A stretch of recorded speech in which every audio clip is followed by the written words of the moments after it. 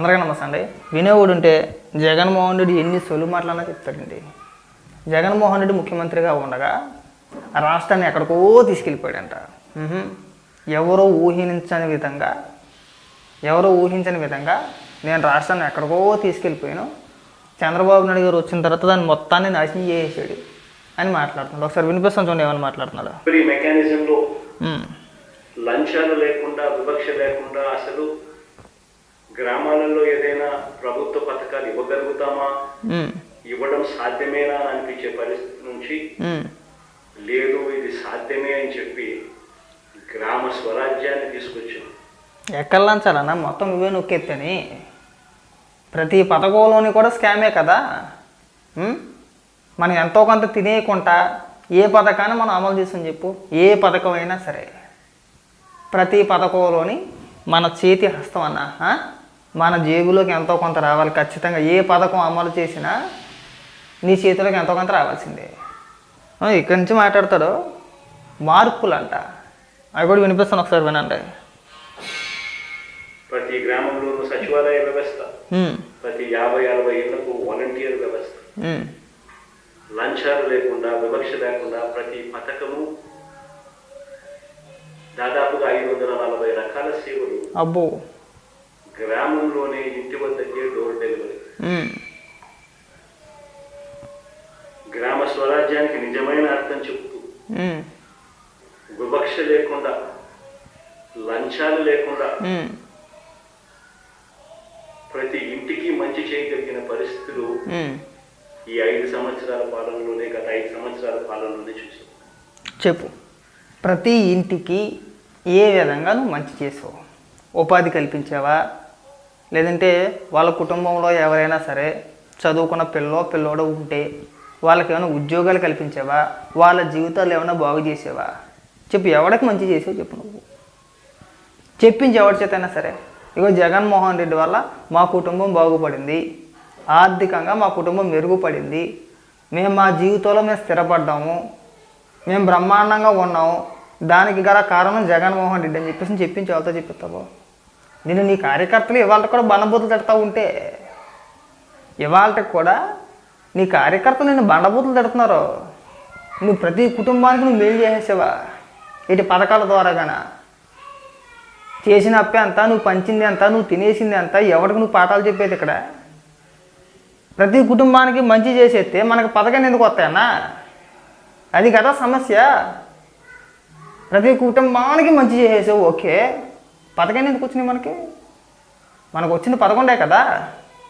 కాస్త మాట్లాడే ముందు ఆ 11 నెంబర్ ఏదైతే ఉందో దాన్ని దృష్టిలో పెట్టుకొని మాట్లాడన్నా. మనకు వచ్చింది 11. మనకు 100 వచ్చేయలేదు, 70 వచ్చేయలేదు, 50 వచ్చేయలేదు, జస్ట్ 11 వచ్చినాయి అన్న.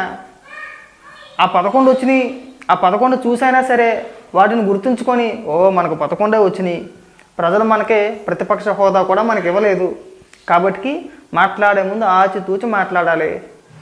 ఇంక ఈ స్క్రిప్ట్ వదిలేయాలి. మనం ప్రతి కుటుంబానికి మంచి చేసేసాము, నా ఫోటో మీ ఇంట్లో ఉండాలి, మీ కొంపలో ఉండాలి, పొద్దున్నే దేవుడితో పాటు నాకు కూడా 2 అగరత్తులు వెలిగించేయండి, ఇలాంటి డైలాగులు కొట్టామన్నా.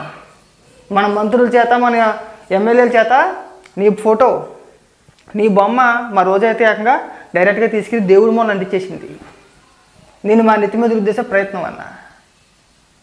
సిగ్గు అనిపించట్లేదు. ప్రతి ఇంటికి నేను మంచి చేసేసాను. ఎవరికి మంచి చేసేసావు? ఒకవేళ నిజంగా ప్రతి కుటుంబానికి మంచి చేసి ఉంటే నీకు 11 సీట్ల కంటే ఎక్కువ రావాలి, కనీసం ప్రతిపక్ష హోదా అయినా వచ్చేది అన్నా. ప్రజలందరూ కాంట్రించి ఉమ్మేసిన తర్వాత నువ్వు ఎలాంటి పనికి మనం వెళ్ళాలి కొట్టమక్క. మాట్లాడు ఇంకా. ఎప్పుడు ఊహించలా బడ్జెట్ లో ఈ మాదిరిగా పెట్టగలుగుతారు, ఈ మాదిరిగా బడ్జెట్ లో ఈ మాదిరిగా క్యాలెండర్ ఇచ్చి మరి ఏ పథకం ఎప్పుడు అమలు చేస్తామో చేస్తామో చెప్పి ఇచ్చిన ప్రభుత్వం దేశ చరిత్రలో బహుశా ఏది ఉండదు, ఒక వైఎస్ఆర్సీపీ ప్రభుత్వంలో మాత్రమే జరిగింది. లంచాలు లేకుండా, వివక్ష లేకుండా ఏకంగా 2,73,000 కోట్ల రూపాయలు అన్నా. ప్రతిసారి పథకాలు కేవలం పథకాలతోనే రాష్ట్ర ప్రజల భవిష్యత్తు కానీ వాళ్ళ జీవితాలు కానీ మారిపోతాయి అనుకుంటే నీ పిచ్చితనం అది.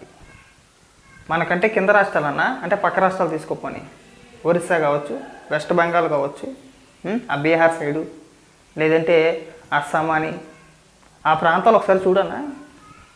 అక్కడ ప్రభుత్వాలన్నీ ప్రజలకు మేము ఇది ఇచ్చేస్తాం, అది ఇచ్చేస్తాం, ఆ పథకం ఫ్రీ, దాంతోపాటు ఇది ఇచ్చేస్తాం అని చెప్పేసిన వాళ్ళే సంవత్సరాల తరబడి. ఎక్కడుంది వెళ్ళి చూడు. కావాల్సింది పథకాలు కాదన్నా, పథకాలతో పాటు అభివృద్ధి కూడా కావాలి.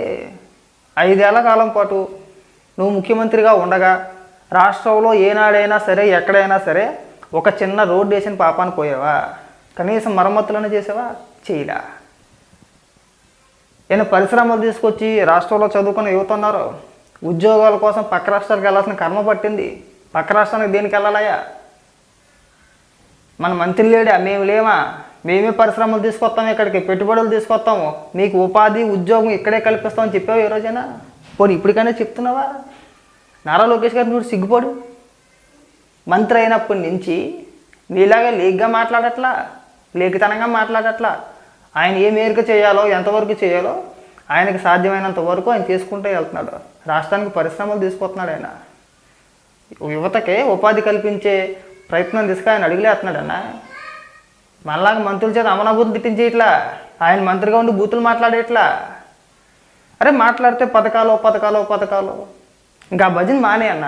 చెప్పు, చదువుకున్న యువతకే ఉద్యోగ అవకాశాలు కల్పిస్తాం, మీరు ఆర్థికంగా బలపడాలి, మీ భవిష్యత్తు బాగుండాలి, మీరు జీవితంలో స్థిరపడాలి, ఎంతసేపు మీరు ప్రభుత్వాల మీద ఆధారపడకూడదు, మేము సంవత్సరానికి 15,000 రూపాయలు ఇస్తాం కదా అని సంవత్సరం మొత్తం ఆ ఇచ్చే 15,000 రూపాయల కోసం ఎదురు చూడకూడదు.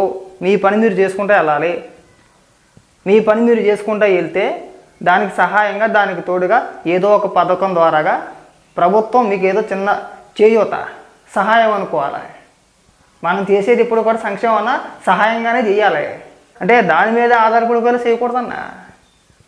పిచ్చితనం అంటారు దాన్ని. అరే ఎప్పుడు ప్రెస్ మీట్ పెట్టినా సంక్షేమ పథకాలు. అరే వాటితో పాటు డెవలప్మెంట్ గురించి కూడా మాట్లాడాయా? రోడ్లను, కంపెనీలను, ఇంకా బుచ్చుడున్నా ఇంకా మనకి చెప్పుకుంటా పోతే వాటి గురించి వదిలేసి మాట్లాడితే సంక్షేమ పథకం కర్మ. లంచాలు లేకుండా, వివక్ష లేకుండా ప్రతి ఇంటికి అందించగలిగిన పాలన నుంచి ఈ రోజు మళ్ళీ జన్మభూమి కమిటీ, మళ్ళీ తెలుగుదేశం పార్టీ నాయకుల చుట్టూ తిరగడాలు, ఉన్నవన్నీ కటింగ్లు, అసలు ఏ స్కీములు లేదు. సిగ్గుపడన్నా, నీకు ఇంకా సిగ్గు అనేది రాలేదన్నా. నువ్వు అధికారంలో ఉండగా ఇసుక అమ్మేసో, మందు అమ్మేసో, చెయ్యని వ్యాపారం అంటూ ఏమీ లేవు, అన్నీ చేసేసావన్నా. అనకూడదేమో, ఒక్క ఆ పని తప్పితే 10 మంది మొఖాన్ని తుప్పుక్కు ఉమ్మేస్తానని ఆగిపోయావు. కానీ లేదంటే కలకత్తా నుంచో, ముంబై నుంచో వాళ్ళని తీసుకొచ్చి ఆ వ్యాపారం కూడా డైరెక్ట్గా ప్రభుత్వం చేయించేసేది. అంత నీచానికి దిగజారిపోయి నువ్వు మనం పరిపాలించామన్న. దయచేసి ఇంక ఈ మాట వద్దు. పక్కన డిస్టర్బెన్స్గా ఉంది, నెక్స్ట్ వీడియోలో మాట్లాడతా పూర్తిగా.